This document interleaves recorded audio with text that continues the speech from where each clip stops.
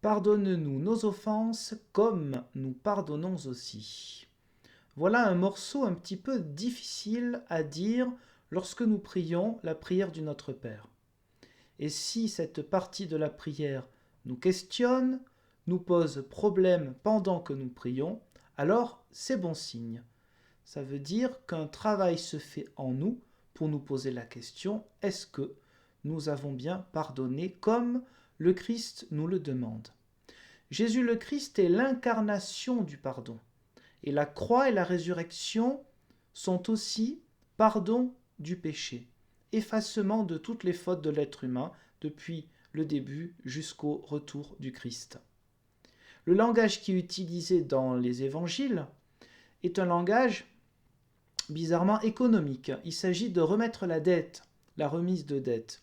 C'est un langage donc économique qui est utilisé pour parler de ce que nous devons à Dieu, comme une dette, et cette dette, elle a été effacée. Par contre, le texte grec ne nous laisse pas entendre que Dieu ne nous pardonnera pas si nous ne pardonnons pas aux autres. C'est plutôt un engagement.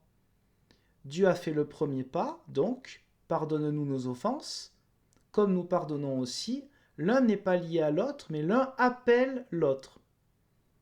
Parce que toi d'abord, tu nous pardonnes, tu nous as déjà pardonné, eh bien, nous sommes invités à pardonner aussi. La traduction en français comme pourrait laisser entendre que le pardon de Dieu est soumis à notre pardon. Mais dans le grec, il n'y a pas cette notion-là dans le texte grec d'origine. Le pardon, la rémission des péchés, c'est quelque chose de central dans la foi chrétienne. Simplement écoutons un petit passage de l'apôtre Paul aux Colossiens, chapitre 3, versets 12 et 13. Ainsi donc, comme des élus de Dieu, saints et bien-aimés, revêtez-vous d'ardente compassion, de bonté, d'humilité, de douceur, de patience.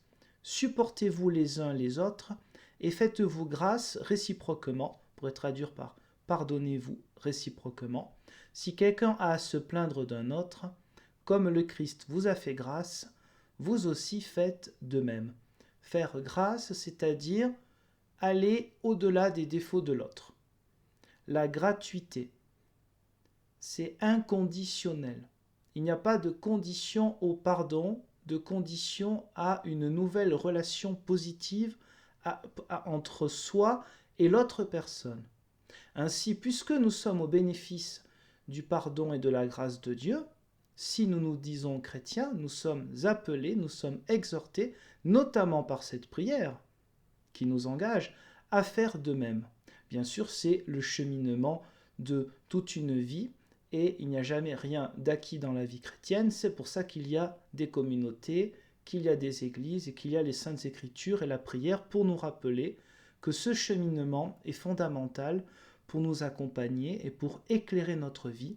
Puisque Christ est ressuscité et qu'il est notre pardon, soyons déjà un peu ressuscités en ce monde, en vivant, en recevant et en donnant ce pardon gratuit.